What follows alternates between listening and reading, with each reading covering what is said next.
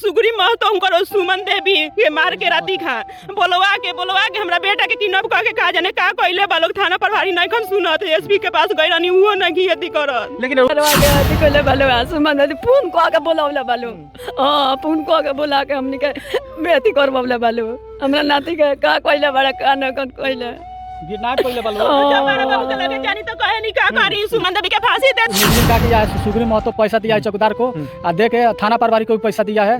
थाना प्रभारी हमारा केस के सब कॉल डिटेल्स निकाल के दबा रहे हैं। केस को पैसा खा गए हैं सरपंच मुखिया ये चौकीदार थाना प्रभारी पैसा जैसन कहता लोग ऐसन के बड़ा बाबू सुनता नहीं हमनी के केहू नहीं के सुनत एथी कह के हमनी के एकदम एथी हो गइल बानी सर सुगरी महतो। इस वक्त हम सिवान जिले के तरवारा जीबी नगर थाना क्षेत्र के कन्हर गांव में पहुंचे। अब क्यों पहुंचे हैं आप मेरे पीछे कुछ व्यक्ति और एक माँ भी हैं और एक बाप भी है एक दादी भी है। इन लोगों का आंसू अब सूख चुका है। क्यों? क्योंकि इनका एक लड़का 19 वर्षीय का अपहरण कर लिया गया है। इन लोगों का साफ साफ आरोप है कि गाँव के ही कुछ व्यक्तियों के द्वारा और एक महिला के द्वारा अपहरण कराया गया है। इसी पर हम बात करेंगे। उसके बाद हम प्रशासनिक कार्रवाई कहां तक पहुंचा और क्यों आखिर नहीं पहुंच रहा है ये सब यही लोग बताएंगे। उसके बाद क्या नाम पड़ी रहो राकेश शर्मा लड़का के कैसे अपहरण किए होती लोग हमारा लड़का का अपहरण भइल के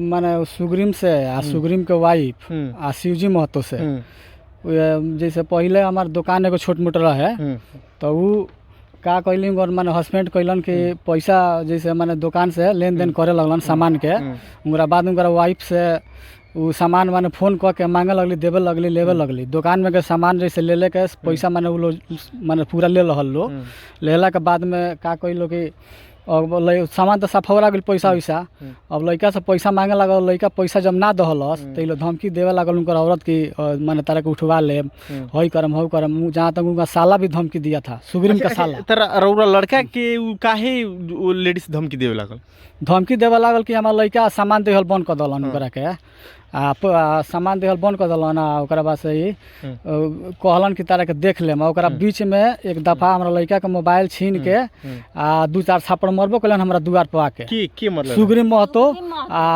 आके मरलन ई लोग हमारा लड़का के रात में फ़ोन कऽ के धमकी दे के माने फ़ोन कऽ के धोखा से बुलवा के सुग्रीम महतो शिवजी महतो सुमन देवी ये लोग सुमन देवी कॉल करके बुलाई या बुला के हमारा लड़का को किडनैप कराया फ़ोन से बुला के। मैंने आपके जो लड़का 19 वर्षीय है क्या नाम उनका? रंजन शर्मा का जो कि अब देख लीजिए इनका एक जीविका के माध्यम से दुकान ये लोग किए थे और उसके बाद उसमें कुछ सामान इधर उधर माने लेन देन के लड़के करते थे लेकिन जब सामान देना बंद कर दिए उसके बाद वो धमकी देना शुरू कर दी। आइए लड़के के उस मम्मी से हम बात करने का प्रयास करेंगे। आज रोहन की अगर वो संग का हो हमरा संग ये भइल कि हमरा हम जीविका में काम करत रहनी हमरा से कुछ होने से ऑर्डर आइल कि कुछ छोटा मोटा दुकान करी दुकान हम कईनी ओमे सामान माने एथी कईनी तो सामान उनकर मर्द का कइलन फोन से एथी से आके रंजन हमरा घरे पहुंचा दो हमरा मेहरारू के हियां ले जा लगलन कहे तो एथी कह के हमर बाबू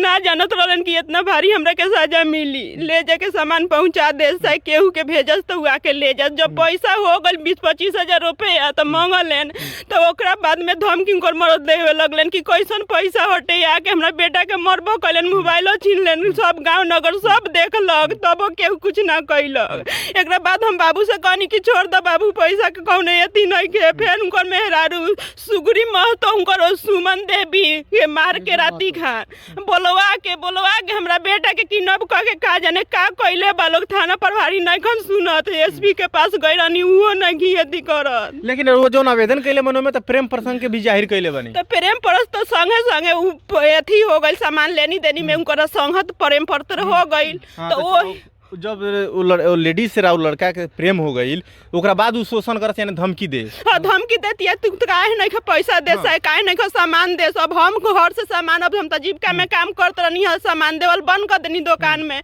दुकान तो हमारे खाली हो गई।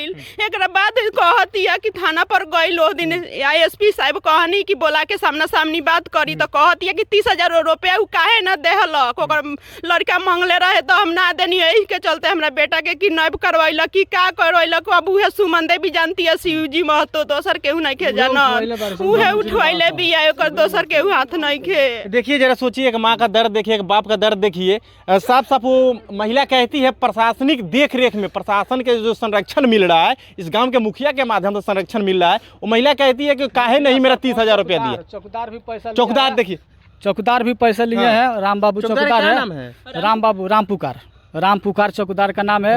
वो मुजरिम का किया है, सुग्रीव महतो पैसा दिया है चौकीदार को, आ दे के थाना प्रभारी को भी पैसा दिया है।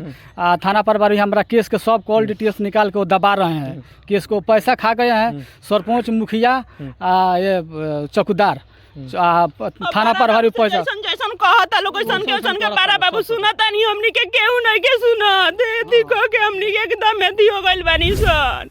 सुग्रीव महतो ही बताइए हमरा लड़का के का कइले बारन उनकर मेहरारू बतियले बारन 10 बजे 11 बजे फोन कइले बारन, बोला के वही रास्ता से एक आदमी देखले बा बूढ़ पुरानी आदमी, ओकरो के धमकी दे के रोकवा देले बारन कि तेब कहबे तो तोरा के जान से मार देम, तो उहो नहीं खन कहत। अब बारा बाबू के लगे जाता नहीं तो आजकल कइले बारन जवन कॉल डिटेल सब निकल गइल बा। साजी रस के सुग्रीव महतो का कइले बारन कि सिम हमरा लड़का से मांग के बात करवा के हमरा लड़का के अब का कइले बारन सुग्रीव महतो उनकर सुमन देवी बताई हैं तो शिवजी महतो सुग्रीव महतो हमरा नाती के अथी करवा दिले बालुआ करवा के अथी कइले बालुआ सुमन देवी फोन कह के बोलौले बालू फोन कह के बोला के हमनी के बेटी करवले बालू हमरा नाती के का कइले बड़ा का न कन कइले गिरनाट कइले बालू। बारा बाबू के लगे जानी तो कहे नहीं का करी, सुमन देवी के फांसी दे दी कि जेल भेज दी, तुम्हारा लड़का इस तरह से मिल जाएगा तो बताइए। बड़ा बाबू तो सब कॉल डिटेल निकाले। लेकिन सुमन देवी जाती है प्रशासनिक कार्रवाई में तो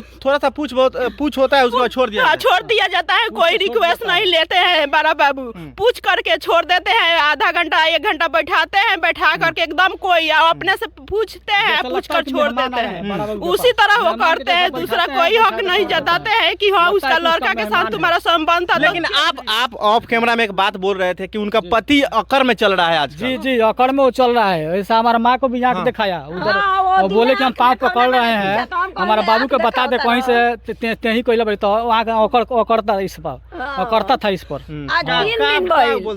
बोलले कुछ ना तनसा की तरह जात रहा मैदान तो हम ओने से आवत सामान लेके तो कहत रहे एक जना एथी उनके पटदार तो कहत रहे जे लड़का के का कह दिया जे आज ले लड़का के पता ना लगल। हम कहीं जे सब कइले भाई सुग्रीव मामा तले हे आंख तोड़ेर के हमरा का आतक हुए कर के भी चलता। चलिए देखिए, एक बहन का दर्द, एक भाई का दर्द।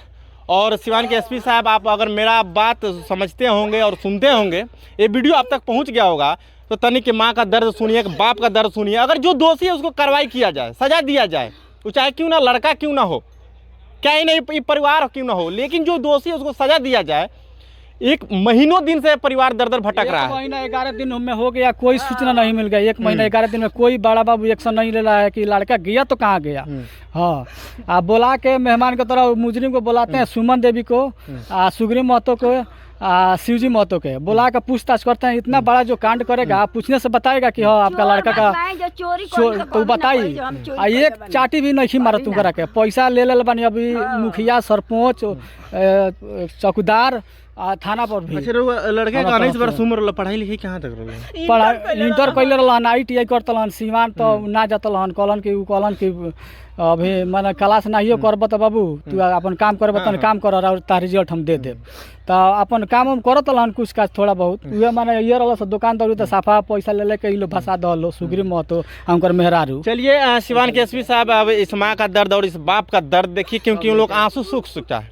क्यों? क्योंकि महीनों दिन हो गया, जो भी अपराधी है उनको पकड़ने का काम किया जाए और इनका बच्चा वापस किया जाए।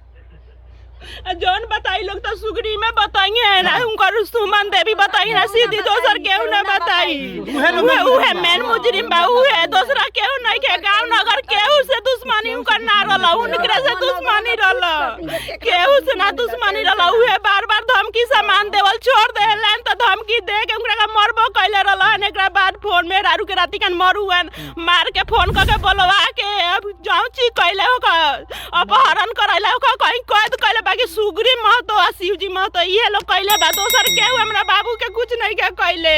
देखिए माँ का साफ साफ आरोप है सुग्री महतो और सुमन देवी का नाम आ रहा है बार बार। इसमें आवेदन में भी नाम दर्शाया गया है, पहले दिन तो अज्ञात दिया गया था लेकिन पुष्टि ये लोग साफ कर रहे हैं।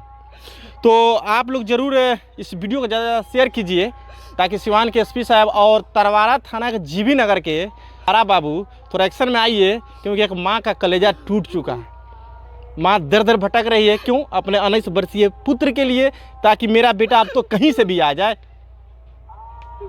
तो आप लोग वीडियो को ज़्यादा शेयर कीजिए। तब तक के लिए थैंक यू। आप देख रहे थे BSTV न्यूज़।